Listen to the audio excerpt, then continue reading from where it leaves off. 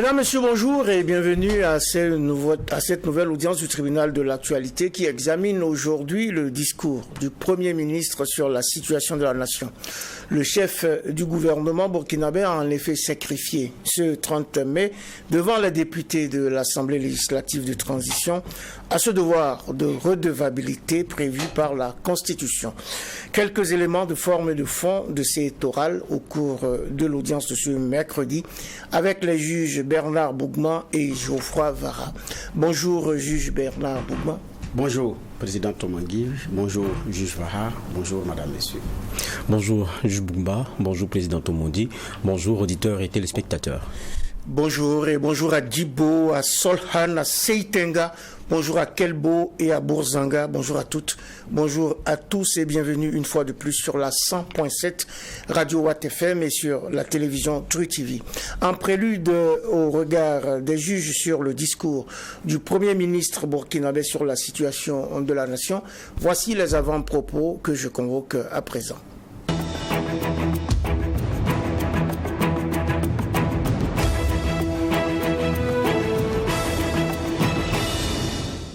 Instant avant-propos et c'est le juge Bernard Bougma qui s'y colle en premier.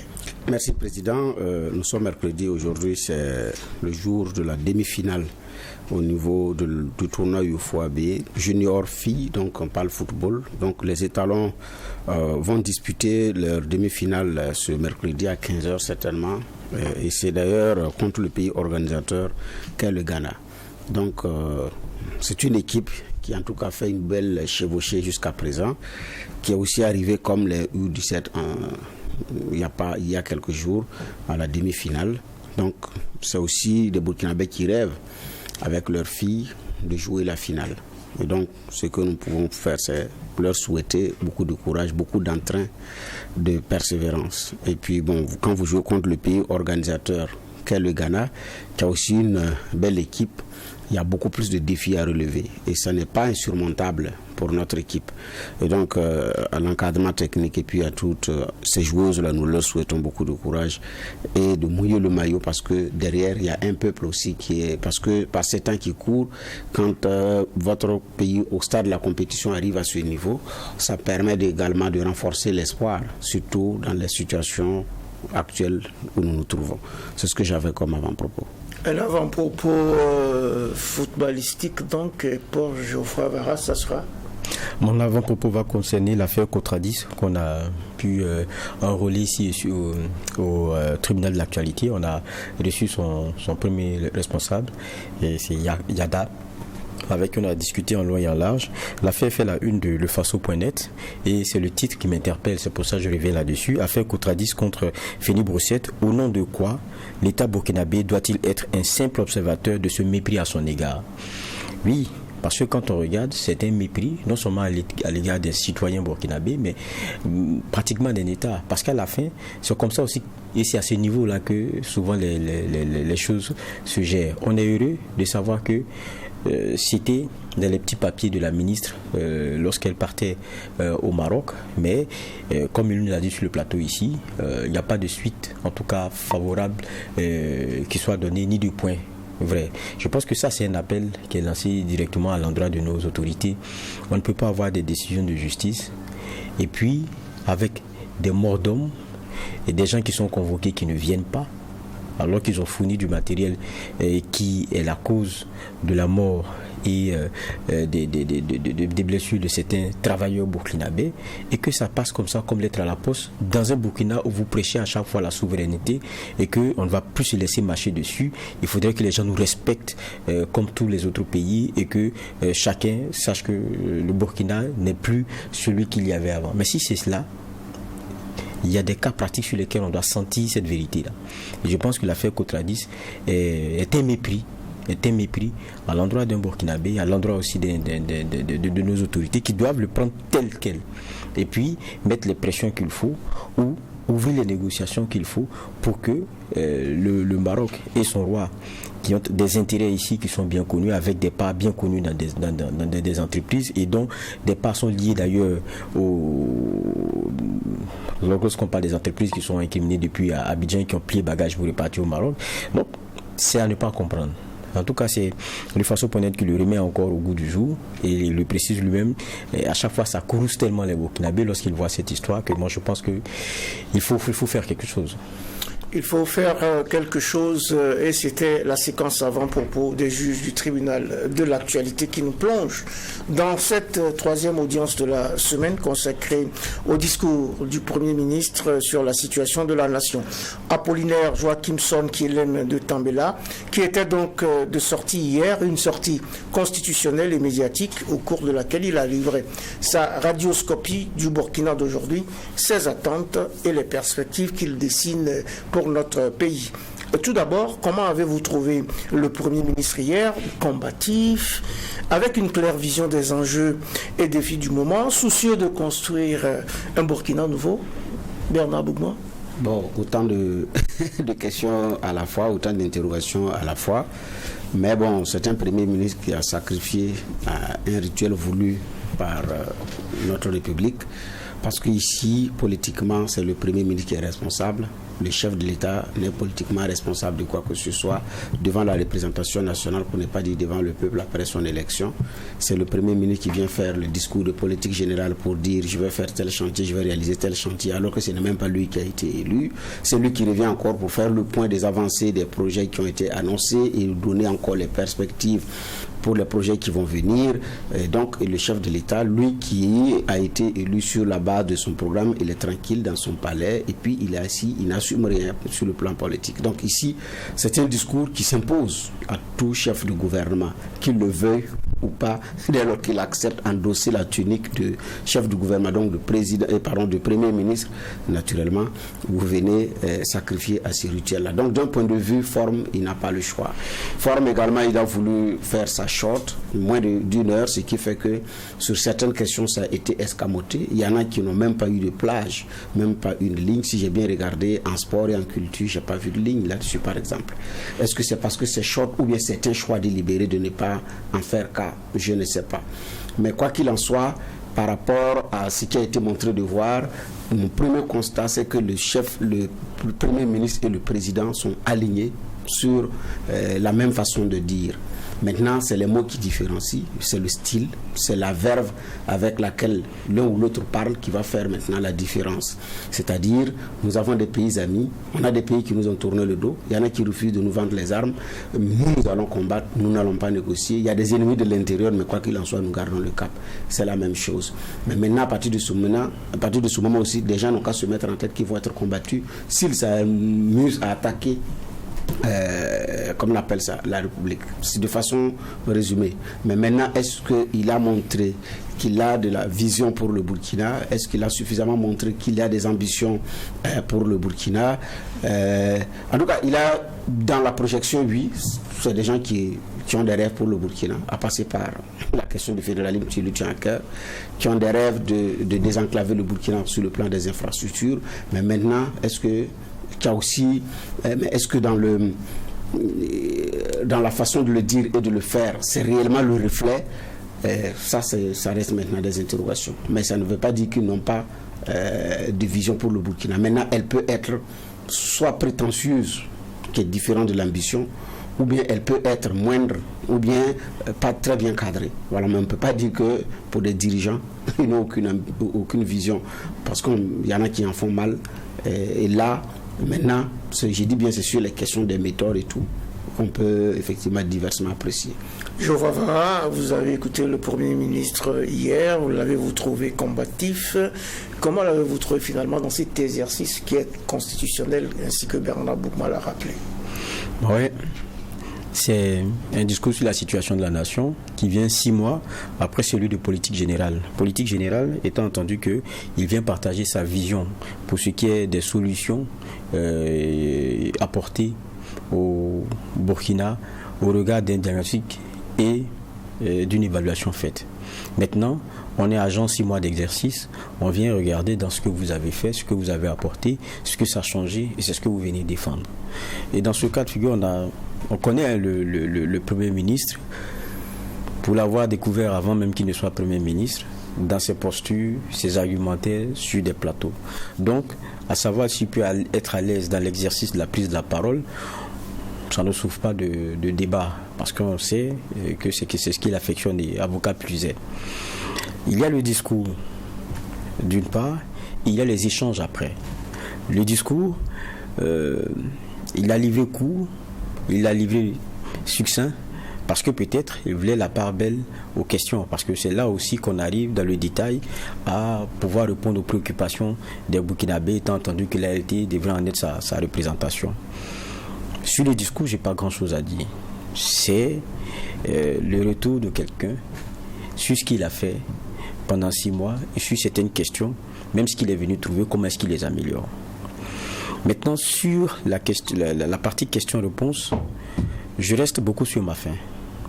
Parce que pour moi, il y a peut-être l'art oratoire, il y a la prise de parole facile et être à l'aise devant un auditoire. Il y a défendre ses idées. Et puis, il y a donner l'assurance qu'on maîtrise ses dossiers. Je crois que c'est sur ce chapitre-là plutôt que moi je suis resté un peu sur ma faim. Je m'explique. Dans les questions-réponses, pour moi, la grosse partie, de façon empirique, je dirais peut-être 80%, ont été lues. 80% des questions qui ont été posées, la réponse, on a l'impression qu'on s'est retiré, on vous a écrit ça, et vous venez, vous les lisez. Dans ce type d'exercice, ce qu'on vous donne, le terme c'est quoi? C'est des notes. C'est des notes, parce que vous avez la maîtrise de vos dossiers, vous avez besoin de chiffres, vous avez besoin d'un certain nombre d'éléments. C'est des notes qui permettent d'étayer votre propos et qui vous permettent de développer, parce que c'est des dossiers que vous maîtrisez, mais pas des réponses écrites entièrement. Et moi, ça m'a donné l'impression que le Premier ministre ne maîtrisait pas forcément tous ces dossiers. Et la preuve, lorsqu'il arrive sur certains sigles qu'il ne maîtrise pas, il coupe pour dire, bon, je ne comprends pas ça, je vais passer à autre chose. Alors qu'il s'agit des questions posées et des réponses qu'il est en train de donner. Et il se retourne et demande, BE c'est quoi? Budget de l'État. Donc, je ne sais pas, avec ces techniciens ou comment, si ça a été bien coordonné, ou bien souvent les éléments dont il prend connaissance au niveau du Premier ministère, ces sigles-là ne lui sont pas familiers. C'est des questions que je me pose. Et pour moi, peut-être que pour ce qui est de ses collaborateurs, c'était une tautologie, c'était trivial, ça tombait sous le sens qu'il sache ce qu'il lui présentait avec les sigles et autres. Donc ça m'a donné l'impression d'une non-maîtrise d'un certain nombre d'éléments. Mais j'ai dit c'est une impression. Et donc du coup, oui, sur le discours, il était à l'aise. Il allait, pour moi, comme on veut le voir très souvent dans ce type d'exercice, aller court et bref, succinct et précis sur des grandes questions, parce qu'il y a la partie questions et réponses, et ça pour moi c'est un exercice très bien fait. Mais pour l'autre partie, questions-réponses, je n'ai pas été si convaincu, parce que j'ai eu un Premier ministre qui me faisait plus de lecture de notes qu'on lui a données et moins de développement là-dessus. Les quelques fois où vous le voyez développer de façon très à l'aise, c'est sur les questions de souveraineté, c'est sur certaines autres questions qui sont de l'ordre de la posture idéologique dans laquelle nous sommes aujourd'hui, de la posture de changement en termes de diplomatie sur laquelle nous sommes, et ces sujets chers à son cœur, intégration et autres. Mais quand on va sur du technique dur, sur des questions économiques, sur certaines autres questions, il s'est contenté à lire les papiers qu'on lui a donnés sans vraiment développer. Moi, c'est cette impression-là que j'ai eue et que je partage. Partage donc, Juge Vara, cette impression d'être resté sur sa faim, sur la seconde partie de cet exercice. En tout cas, le Premier ministre était donc devant la représentation nationale hier, et il a bien souligné au début de son intervention que chaque jour, je le cite, est un champ de bataille, et à chaque crépuscule, on compte les victoires et on dénombre les défaites. Justement, quelles sont... Et bien évidemment, c'est la situation sécuritaire qui était la plus préoccupante de toutes. Sans doute qu'il a pris le temps de donner des informations sur l'état de la nation sur ce plan-là. Quels sont les temps forts que vous avez retenus au cours de cet exercice, Bernard Boukman? Les temps forts, c'est comme il fallait s'y attendre. Une très bonne partie du discours qui a été consacré à la question sécuritaire, c'est ce qui a été fait et ce qui va être fait. Maintenant, par rapport à ce qui a été fait, je pense que là, les chiffres il les a fait parler. Le nombre de recrutements des forces de défense et de sécurité, d'abord 5 000 et 6 000, donc 11 000 en tout. Les volontaires pour la défense de la patrie, 50 000 qui ont été recrutés avec une projection pour atteindre 5 000. La réorganisation du commandement, la création de 6 brigades d'intervention rapide, mais aussi, comme on appelle ça, l'acquisition d'armement, avec également une prévision d'armes qui va venir avec pour redoubler, pour ne pas dire pour augmenter la puissance de feu. Et donc, ça, il a dit. Maintenant, par rapport aux questions de l'armement, hier, il nous a dit quelque chose, alors qu'on nous avait dit le contraire il n'y a pas aussi longtemps que ça. Parce qu'à cette même tribune, un ministre de la Défense du Burkina avait dit qu'on n'a pas de problème d'armement. Et qu'entre les terroristes et nous, ce n'est pas des armes différentes. Non seulement les armes ne sont pas différentes, et deuxièmement, on n'a pas de problème d'armement. Alors qu'hier, lui, il nous a dit qu'il y avait un problème d'armement, mais là, il a précisé surtout pour les forces intérieures. Bon, il dit qu'on n'a pas de problème d'armement, parce qu'il dit que les unités combattantes partaient, on avait une arme pour 3 ou pour 5. Mais aujourd'hui, c'est une question qui est réglée. C'est ça aussi les dirigeants. Entre les deux, un ministre de la Défense devant la même représentation nationale et un premier ministre qui est venu après, qui nous a dit réellement la vérité sur les faits. Par rapport au moral de la troupe, on en avait longtemps parlé, le moral est bas, le moral est ceci, le moral est cela. Il dit qu'effectivement, il y avait un problème de morale, un problème de cohésion et tout. Voilà. Donc, est-ce que c'est vrai? Est-ce que ce n'est pas vrai? Mais là, il n'y a pas l'intérêt. C'est d'ailleurs parce que la situation n'était pas aussi reluisante que ça qu'ils ont fait irruption sur la scène.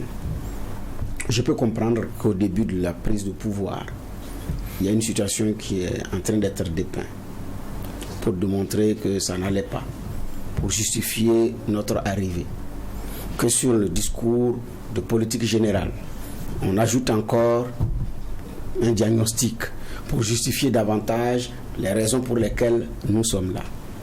Mais après, 7-8 mois après, bon, ce diagnostic encore, si on va encore rester du temps dans le diagnostic, c'est comme si on est toujours en train de justifier des événements qui ont eu lieu depuis septembre 2022.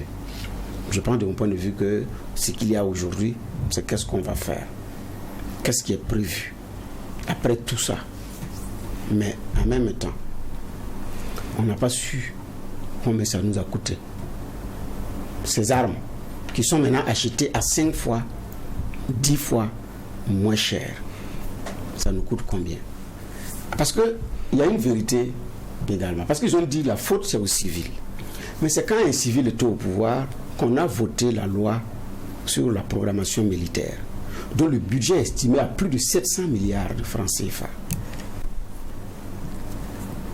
Mais c'est dans le même temps que le ministère de la Défense n'arrive pas à absorber son budget.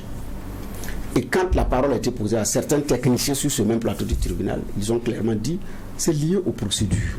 L'administration burkinabé est très procédurière, ce qui fait que ça retarde, vous finissez l'année budgétaire sans pouvoir exécuter totalement, compte tenu des questions de procédure, si on ne sait pas la disponibilité de la ressource. En son temps, nous avions dit, mais il y a un problème. Pour un pays qui est en crise, si les procédures doivent retarder l'exécution du budget, à tel enseigne que vous n'arrivez même pas à dépenser tout ce qu'on a prévu pour vous en une année, alors qu'on a besoin d'équipement, de ceci ou de cela, naturellement, ça pose un problème. Donc, mais qu'est-ce qui se passe? Qu'il y ait eu autant d'argent, qu'on n'est même pas arrivé parfois à dépenser en une année. Et qu'après, on nous dit qu'il y a un problème d'armement, du matériel qui n'était pas, les magasins ne sont pas bien gérés, il y a un problème de gestion, donc de maintenance, donc ce qui fait que les armes ne répondent pas. Mais qu'est-ce qui se passe à la fin? Qui sont ceux qui font les commandes d'armes, qui connaissent les circuits?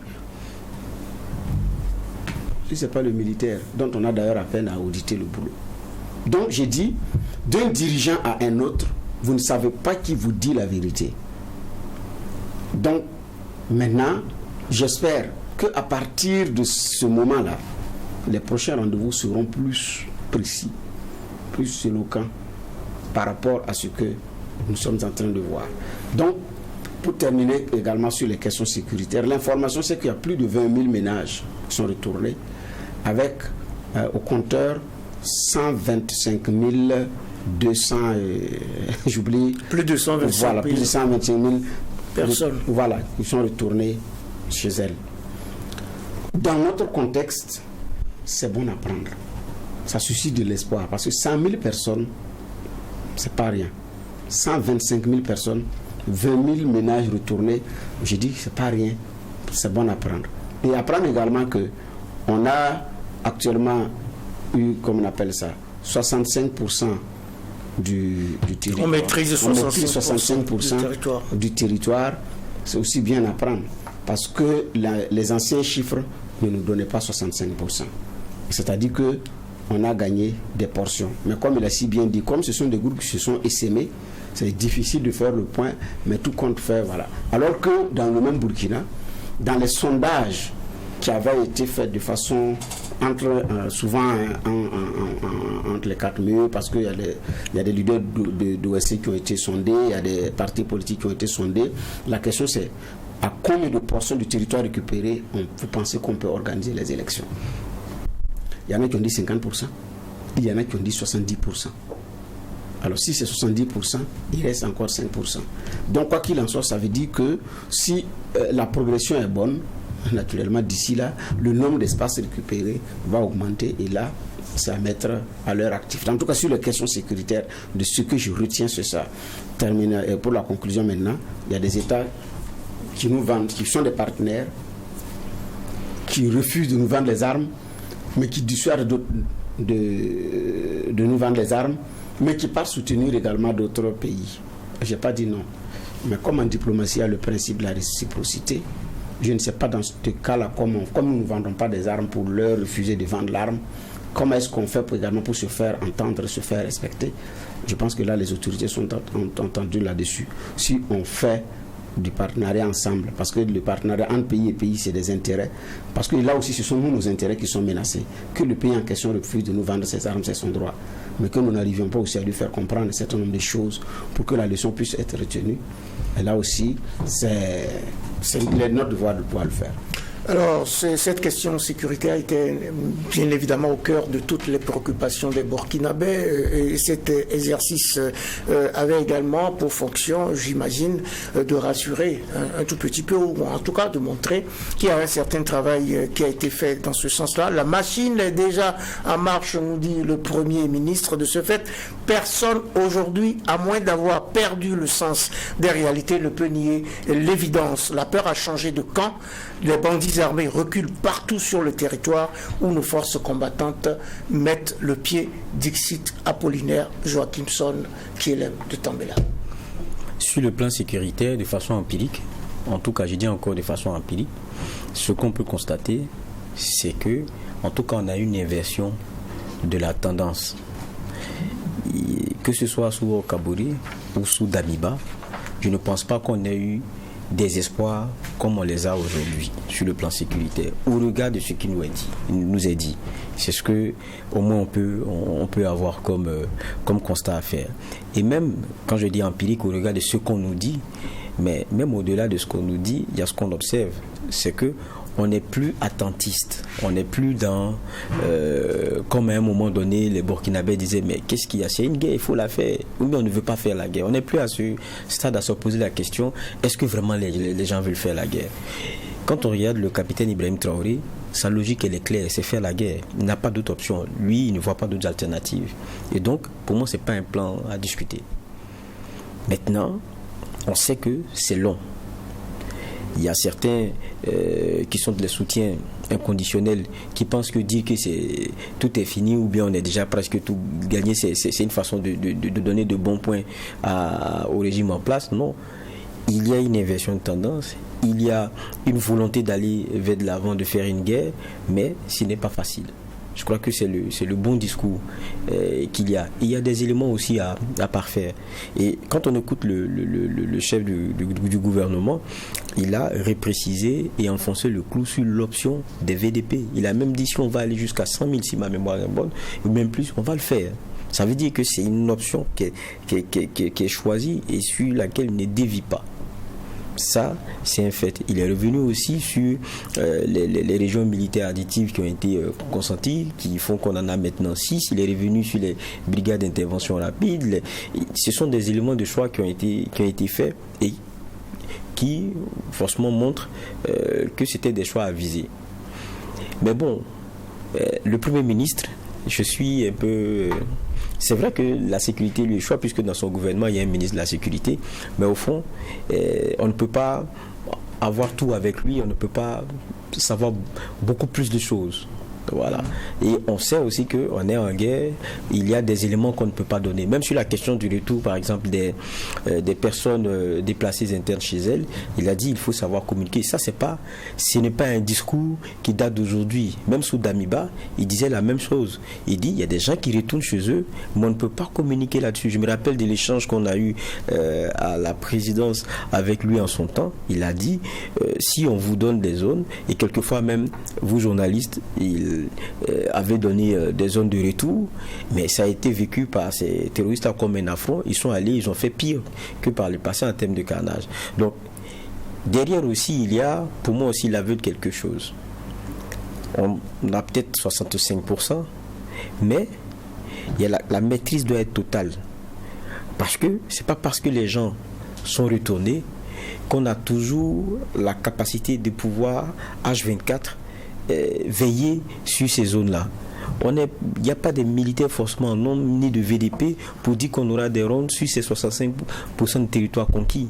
Donc, à partir du moment où il y a des communications qui sont faites de façon précise sur des endroits où les gens sont revenus, c'est clair que ça peut les exposer davantage. Et ça, pour moi, c'est un discours qu'on peut comprendre. Mais sur la question sécuritaire, moi, je n'aurais pas grand-chose à dire parce que pour moi, bon, c'est au moins ce bon point-là qui fait que le capital sympathie du président Ibrahim Traoré continue et est encore maintenu. Parce que la guerre, là, c'est ce qui lui échoue, c'est pour lui, c'est ce qu'il fait. Maintenant, pour le reste, et c'est un peu le discours qu'on avait entendu en son temps, le reste, là, ça, c'est le gouvernement. Donc, on attend plutôt le gouvernement sur ces autres chantiers-là. Je pense que c'est un peu ça. On va évoquer les autres chantiers rapidement un peu tout à l'heure, mais sur la question sécuritaire, il y a donc cette annonce ou non, cette affirmation du Premier ministre qui redit qu'il ne s'agit pas du tout de négociation, qu'il n'y aura pas de négociation avec ces hordes terroristes. Je suis tenté de dire que ceux qui se ressemblent s'assemblent, ils ont sans doute des intérêts communs. Chacun peut négocier avec qui il veut au nom des intérêts qu'il défend. Pour nous, il n'y a pas de négociation possible avec l'immoralité. Donc là, c'est clair, et il a dit à plusieurs reprises dans ses réponses que ce soit clair sur un certain nombre de questions. Il a voulu clarifier un certain nombre de choses. Pas de négociation avec les terroristes. Bernard Bouba. Non, au moins c'est clair. Ça tranche avec la méthode de Damiba qui disait que c'était de cibler les zones de résistance sans aussi faire suffisamment de dégâts sur ceux qui ne sont pas forcément avec les terroristes, mais qui sont embarqués dans cette affaire-là contre leur gré. Donc, c'était aussi de faire ce ciblage-là et permettre également que ceux qui veulent déposer les armes puissent avoir un couloir effectivement pour le faire. Donc, c'était un dosage d'armes, donc de puissance de feu, mais en même temps, une porte ouverte pour les négociations, une porte ouverte à tout moment pour ceux qui veulent également déposer les armes. Ici, c'est une option du choix qui a été fait et assumé du tout militaire, que ce soit le chef de l'État ou le Premier ministre ou un autre membre du gouvernement, il n'est pas question, c'est du tout militaire. C'est sûr que des négociations viendront après, peut-être quand on va inverser le rapport de force, créer les conditions pour que l'option de vouloir négocier vienne de l'autre, mais que ça ne vienne pas de soi-même. Ça, c'est, je pense, de mon point de vue, qu'on est dans une telle situation. Mais en même temps, c'est-à-dire qu'ils disent qu'ils ne négocient pas, mais ça ne veut pas dire qu'ils ne veulent pas de main tendue. C'est la preuve qu'un téléphone avec un numéro vert a été installé pour que ceux qui veulent quitter les rangs puissent contacter, pour qu'ils puissent voir ce qu'il faut faire par rapport à ce genre de doléances. Le 199 précisément, Exactement. le Centre national d'appel. Exactement. Et donc, ça veut dire qu'il y a une porte ouverte. Et d'ailleurs, dans leur discours, on ne va pas négocier. Mais bon, celui qui veut réellement faire sa reddition, qui veut déposer les armes, il n'y a pas de refus en cela. Donc, ça veut dire que ce n'est pas qu'ils sont d'accord pour que vous quittiez les rangs. Oui, vous pouvez quitter, mais ce n'est pas à nous de venir dire, bon, asseyons-nous et discutons, qu'est-ce que vous voulez exactement, qu'est-ce qu'on peut faire, dans quelles conditions on peut signer un cessez-le-feu, parce que c'est ça aussi les questions de négociation. Ou bien, si ça va être au niveau communautaire, comme l'avait voulu Damiba, et son ministre Boli en son temps, puis ça va être parlé sous l'égide des autorités morales dans ces localités qui vont se charger de parler à ces entités, à ces personnes-là, parce qu'il y a des localités où ils se connaissent, hein, et ça au moins c'est clair.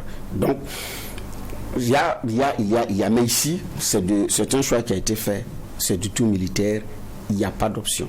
Alors, Geoffroy Amara, le Premier ministre a été ferme sur cette question. Nous ne négocierons jamais ni l'intégrité territoriale du Burkina Faso, ni sa souveraineté. Nous défendrons notre territoire et nos populations, coûte que coûte, qu'on se le tienne pour dit. Fin de citation. Bon, ça c'est peut-être comme Bernard le disait au début, ce qu'on entend du Premier ministre, c'est ce qu'on a déjà entendu du président lui-même. Il l'a dit lorsqu'il échangeait encore avec les étudiants, si vous vous rappelez, ici à Ouagadougou, à l'université, c'est Thomas Sankara, non? Non, Joseph Kizerbo, voilà, juste à côté d'ailleurs. C'était à l'université Joseph Kizerbo. Il a été clair sur la question des négociations. Il dit, tant que vous avez l'arme en face de moi, il n'y a pas de négociation possible. Il l'a dit aussi lorsqu'il échangeait avec nous, si vous vous rappelez, à la salle des... Bon, enfin, c'est à Ouagadougou 2000, là. Il recevait les journalistes et autres. Il l'a dit, il n'y a pas de négociation possible avec quelqu'un qui tire sur des femmes, des enfants, qui tue des femmes, des enfants, des hommes, sans raison en tout cas valable pour lui, et qui continue de tenir l'arme. Et ça, c'est un discours auquel il s'en tient. C'est pour ça que je disais au début, il y a une option de guerre claire qui est faite par le président Ibrahim Traoré. Et jusqu'à aujourd'hui, ici, il s'y maintient et il s'en tient à cela. Si le président même, le Premier ministre, s'amuse même à dévier dans son propos, je ne suis pas sûr qu'il va rester. Parce que ça, c'est le principe premier du capitaine président. Maintenant, ça c'est dit. Et je pense qu'il y a des moments dans une guerre ou dans l'évolution de conflits où pourrait advenir des négociations. Mais quand on est dans la posture du guerrier, quand on est dans la posture de faire la guerre, je ne sais pas comment on puisse, dans ce même temps-là, avoir le discours de la négociation. Ça sera difficile, parce qu'il est clairement engagé dans cette dynamique-là. Et c'est pour ça que je dis, peut-être que viendra, comme le disait aussi Bernard, peut-être que viendra le temps de négocier. Mais le dire aujourd'hui, ça serait paraître faible. Et ça, quand on regarde, c'est un peu aussi la lecture qu'ils font. Vous ne pouvez pas dire que vous êtes à 100% pour celui qui a l'arme en face. En tout cas, répondre avec l'arme et puis dire, bon, on peut négocier. C'est deux choses qui vont difficilement ensemble dans le discours d'aujourd'hui. Et ça encore, il faudrait qu'on soit, pour ce qui est du Burkina, dans un genre dans une situation qui le permette. Quels sont ceux qui sont en face? Parce que pour moi, négocier, c'est trouver un juste milieu.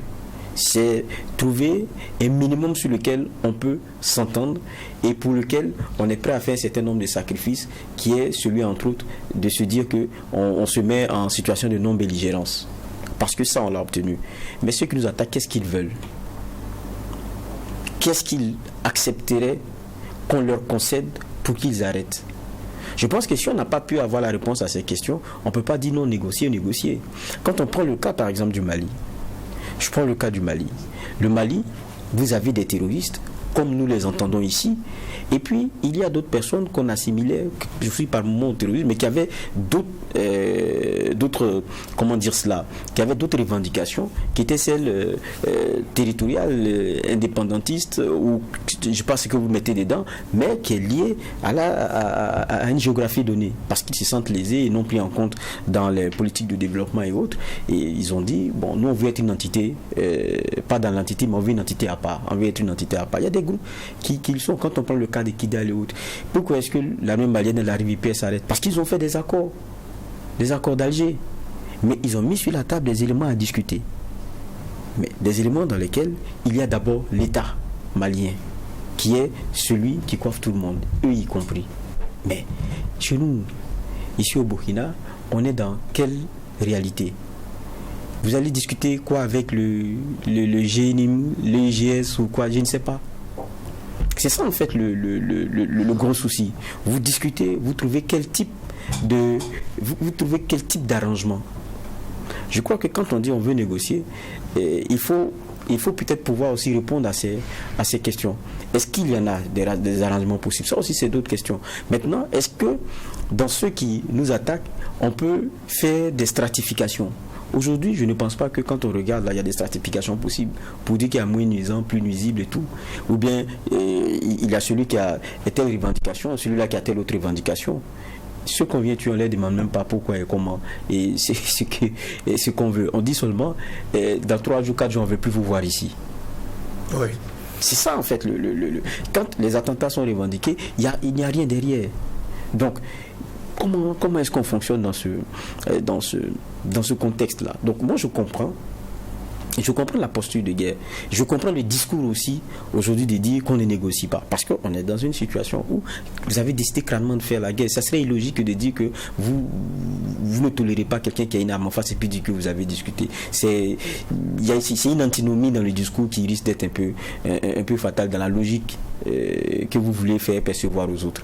Maintenant, est-ce qu'il y aura des discussions peut-être un jour? Est-ce qu'il y aura évolution des choses à ce qu'à un moment donné, on sache faire un clair discernement parmi ceux qui nous attaquent et qu'il y ait des discussions possibles avec certains? Ça, c'est un autre débat, c'est une autre dimension à laquelle on n'est pas aujourd'hui.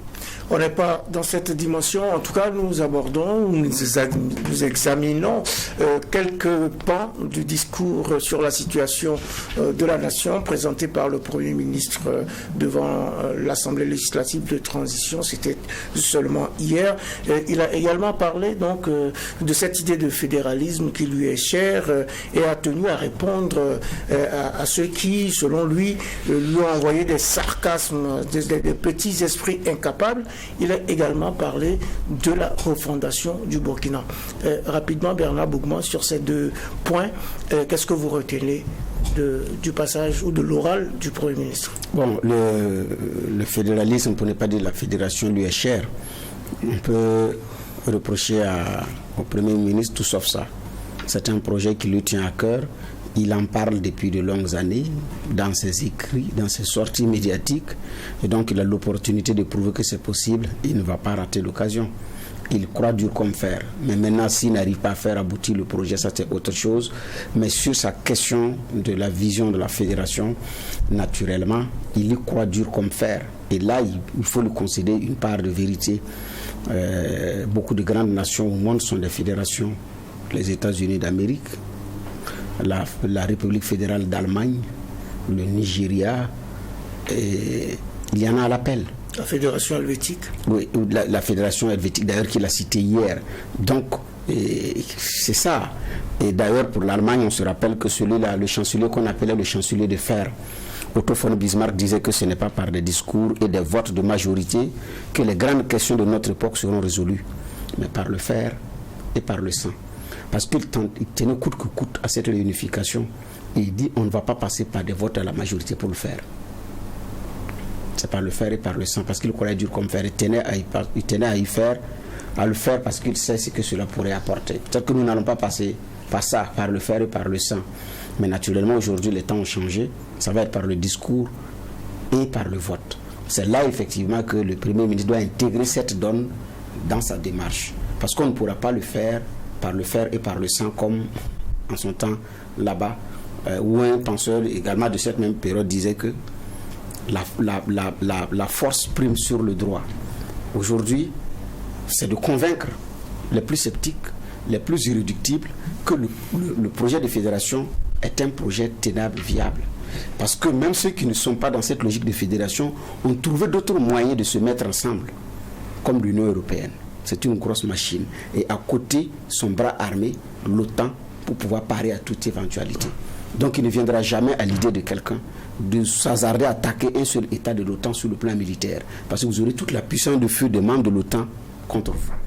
L'Union européenne a aujourd'hui une force. Les États-Unis d'Amérique, c'est une force. La Fédération de Russie, c'est une force. Il n'y a que nous, les États africains, qui partons esselés et qui nous enorgueillissons de comment on appelle ça, de quoi, comment on appelle, républicain, souveraineté nationale, ceci ou cela. Regardez ce qui se trame à nos portes. Et on n'est même pas capable d'avoir une entité d'hommes et de femmes qui combattent ensemble.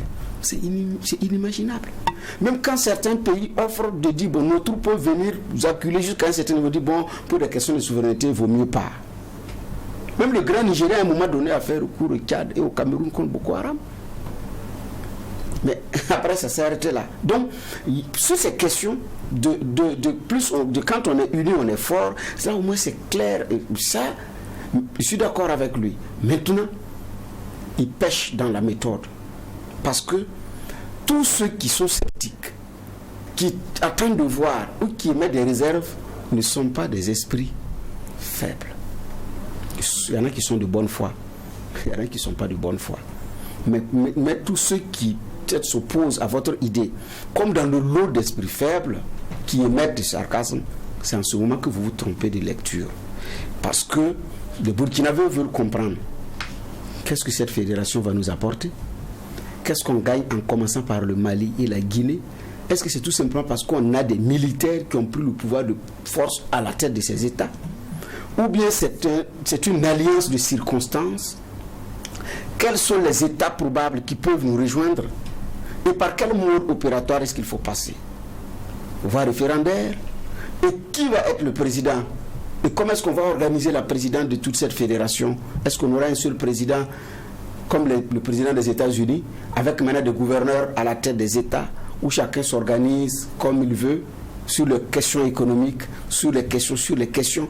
Voici autant de questions que des Burkinabés se posent, qui sont des questions pertinentes, mais qui attendent que le porteur du projet leur apporte suffisamment d'informations.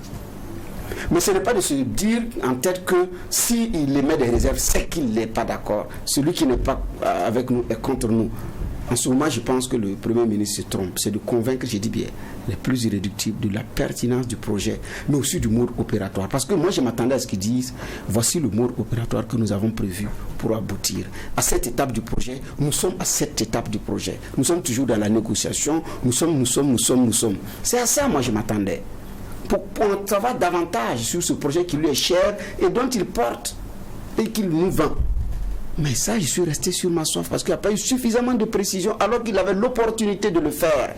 Et d'autres esprits, peut-être qu'ils jugent faibles, allaient dire, ah, si c'est ça, on adhère. En ce moment, vous brassez. Mais s'il se dit comme ça, ah, mais bon, moi-même, je n'en sais pas davantage. Comment le soutenir dans son initiative si je n'en sais pas davantage? Et pire, il me met dans le lot des faibles d'esprit. Et il y a des Burkinabés qui raisonnent comme ça. Et c'est à eux qu'il faut parler. Pas forcément à ceux qui s'opposent. Il y en a qui ont des arguments objectifs, il y en a qui n'en ont pas. Mais je pense que le dirigeant aussi, c'est l'homme qui arrive par moment à rassurer et à expliquer pourquoi il veut aller ici et pourquoi il veut faire ce choix. Quitte à être entendu ou pas. Alors, quitte à être entendu ou pas, Bernard Bougnois a pris le temps pour donner son point de vue sur ce projet de fédération, ce qui est très bien. Alors, Geoffroy Wara, qu'est-ce que vous en pensez? Mais j'ai également associé à cette question sur la fédération la vision du Premier ministre sur la refondation de notre société burkinabé. C'est vrai que sur la question de la refondation, il a émis une idée là. Il a parlé des COVED qui vont être à la base du processus et qui vont être ceux-là qui seront l'inspiration de cet avant-projet de constitution. Bon, peut-être on comprend mieux peut-être les volontés fortes quand on voit avec ces éléments qui ont été, il le rappelle lui-même, acceptés par la représentation nationale et dont la question du contenu a été pensée par le gouvernement. Maintenant, comment ça va se faire concrètement, on attend. Est-ce qu'on n'aura pas aussi, parce qu'on a vu aussi le président dire comment il pensait ces COVID-là. Il ne faudrait pas qu'on en arrive aussi à avoir des gens de comité ou quoi, mais qui ne soient que des caisses de résonance, parce que le choix qui a été fait est celui partisan, et on en arrive aussi par ricochet à une constitution avec des éléments dedans qui n'effacent pas forcément l'unanimité ou qui n'effacent pas le large consensus. Je crois que ça aussi on a vu, parce que les manipulations sont souvent très fortes dans ce genre de choses. Mais la transition reste toujours, quoi qu'on dise, pour moi une opportunité pour pouvoir aller sur des questions pour lesquelles il serait facile pour un partisan de pouvoir impacter. Et parce qu'on pense que de façon niaise, je préfère le dire comme ça, une transition, parce que c'est pas quelqu'un de lui qui est venu et qu'il est venu après des problèmes et donc il va les régler et donc remettre les choses sur les rails, qu'il soit un peu un partisan et qu'il n'ait pas à pencher pour un camp ou pour un autre. Mais le problème c'est que c'est ça que je dis, c'est niais, parce que au fond tout le monde a des intérêts et tout le monde pense à après, et ça fait que ça biaise quelquefois les choses. Mais sur cette question, en tout cas la refondation, on attend, et à chaque fois quand on revient un peu là-dessus, je pense, j'ai comme l'impression d'entendre des autorités qui deviennent en même temps des prédicateurs. On a perdu ses valeurs, on a fait ceci, on a fait cela, il faut que le Burkinabé redevienne ceci. Mais ce n'est pas des textes qui vont rendre... C'est pas ce qu'on va écrire blanc sur noir, noir sur blanc, là, sur du papier, là, qui change le Burkinabé. Il y a qu'il faut donner l'exemple par le haut. Et ça, c'est des choses qui ont beaucoup manqué. C'est pour ça que j'ai peut-être aimé lorsqu'il rappelait les sacrifices qui ont été ceux du chef de l'État, à consentir de ne pas être payé comme les prédécesseurs, et les ministres à être revenus sur l'ancienne base, à concéder une partie de leur salaire pour l'effort de paix. Et c'est comme ça qu'on dit maintenant. Donc ça, par exemple, c'est des exemples qui sont intéressants. C'est comme ça qu'on impacte. Sinon, c'est pas quelque chose d'écrit noir sur blanc qui changera le Burkinabé. À un moment donné, les gens se sont rendus compte que la valeur d'intégrité, là, celui qui l'a, il va misérable. Mais si c'est ça que vous commencez à inculquer, ça sera difficile, puisque la politique, ou ceux qui en étaient les acteurs qui étaient autour, quelquefois c'est des gens qui disent qu'ils n'ont pas de carte de parti politique, mais quand ils arrivent à un certain poste, vous voyez que c'est le meilleur moyen de pouvoir changer de conditions sociales, financières et autres. Et à un moment donné, c'est comme une courte échelle. Vous le nommez aujourd'hui, c'est votre voisin. Demain, je ne dis pas qu'il a R+1 ou R+2, il a plusieurs immeubles à Ouaga ici et tout le monde connaît, c'est là on passe devant. Avant, il ne pouvait pas avoir ça. Il va vous dire, vous savez comment moi je suis arrivé là. Non, on connaît comment tu es arrivé là, mon cher. C'est ça la réalité. Et donc, quand il y a cette façon de voir les choses, il y a cette façon-là qui est donnée aux gens et que ça continue, ça pion sur rue, n'attendez pas que le Burkinabé là il change. Bien au contraire, celui qui garde toujours son intégrité, à un moment donné, ça devient un poids sur lui. On dit, mais tu gagnes quoi dedans? Toi, tu refuses, les autres là ils prennent. Tu te demandes, mais bon, dans tous les cas, même si je refuse, à tous les coups, ça va être pris. Et à un moment donné, ça devient un peu compliqué. Donc, je dis, c'est pas l'exemple. Sur ces questions, donc la prédication ou jouer donc c'est pas ça le plus important, et c'est pas forcément ce qu'on va écrire qui va changer les choses. Maintenant, il y a un autre élément, c'est que la question de fédéralisme, c'est fédération, bon, fédéralisme ou fédération, oui. Et nous on a échangé il y a pas longtemps lors des journées presse diplomatie, belle initiative d'ailleurs du reste du ministère des Affaires étrangères, sur ce chapitre. On a dit, mais où est-ce que vous en êtes? Parce qu'on a l'impression que le Premier ministre a dit quelque chose et que ça ne suit pas, ou bien que bon, on est parti à autre chose, on n'est pas. Elle a dit non, c'est une dynamique qui est longue, c'est un long process, c'est en tout cas l'objectif, c'est ce que la ministre a dit, et donc on fait les petits pas, des petits pas, même si c'est un objectif et qu'on fait des petits pas, je pense qu'on doit être capable de dire où on en est. Et donc, au lieu pour le Premier ministre de venir catégoriser ceux qui lui font une critique, il devait sortir l'argumentaire qui rendrait plus convaincant son projet. Sinon, tout ce qu'il a rappelé, tout le monde sait qu'on se développe en autarcie, tout le monde sait que c'est intéressant d'avoir de bonnes relations avec ses voisins, d'avoir de bons éléments. Dites-nous, traité d'amitié de coopération Côte d'Ivoire, Burkina, est-ce que ça fait qu'on est un seul pays? Qu'est-ce qu'on n'a pas mis sur la table sur coopération qu'on a, énergie, tous les secteurs que vous voulez. Mais on a une fois parlé de se mettre ensemble et puis de faire une seule nation, ou même de faire une seule entité. Mais on entretient des relations. Avec d'autres pays aussi, c'est pareil. Mais quand vous sortez cette idée, vous voulez passer à une autre étape qui n'est pas seulement une intégration simple, mais qui est totale. Vous voulez passer à une autre étape. Mais cette étape-là, il faut savoir et pouvoir l'expliquer tranquillement et puis dire où on en est aujourd'hui. Et puis quelle est la réalité de la motivation et des décès de ceux avec qui on veut aller. Est-ce qu'ils nous suivent? On en a parlé avec la Guinée. Pourquoi on ne parle plus de la Guinée? Ça, par exemple, vous devez pouvoir nous expliquer. On a entendu beaucoup d'autorités, des leaders, tout comme même des personnes lambda en Guinée, prendre position sur la prise même sur l'annonce du Premier ministre en son temps. Ils ont dit, nous les Guinéens, on ne veut pas, hein. On n'est pas dedans. Mais aujourd'hui, on n'en parle plus, on ne parle plus de la Guinée. Le Mali, on a entendu aussi des réactions au niveau du Mali. Maintenant, tout ce que nous voyons, pour moi, c'est des bonnes relations et c'est des coopérations accrues et renforcées. Maintenant, quand vous dites on va aboutir à un fédéralisme, ça peut être un souhait. Mais les souhaits là, ce n'est pas ça qui manque. Quand vous êtes un homme d'État, votre souhait là, ce que vous annoncez dans des plus un, ce que ça devient, c'est une perspective.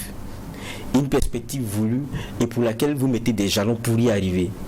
Donc, vous n'êtes pas un rêveur ou quoi que ce soit, on vous juge sur votre capacité à arriver à ce que vous nous avez annoncé. C'est ce Dieu-là qu'on attend peut-être de lui et qui ne vient pas. On attend donc beaucoup de choses encore. Le Premier ministre qui a abordé beaucoup d'autres aspects de la vie nationale. On reviendra sans doute sur certains autres aspects, notamment sur cette constitution qu'on souhaite faire partir de nos racines, donc endogénéiser. Il a également parlé de la bonne gouvernance et de cette société actuelle qui est gangrénée par l'affairisme, pour ne pas dire par la cupidité. Le temps qui nous est imparti est arrivé à son terme et cette audience du tribunal de l'actualité s'achève. Elle était consacrée au discours du Premier ministre sur la situation de la nation. Merci, juge Bernard Bouma. Merci, Président. Merci, juge Geoffroy Bara. Merci. Merci aux équipes techniques de réalisation ainsi qu'à vous tous, auditeurs et auditrices de Watt FM, téléspectateurs et téléspectatrices de Truy TV, pour votre attention et pour votre fidélité. Prenons soin les uns des autres en gardant à l'esprit que je voudrais n'a jamais rien fait. J'essayerai à faire de grandes choses, mais je veux à faire des miracles. Le tribunal de l'actualité revient demain, mêmes heures, mêmes antennes, avec un maillet toujours aussi juste, incisif et sans complaisance.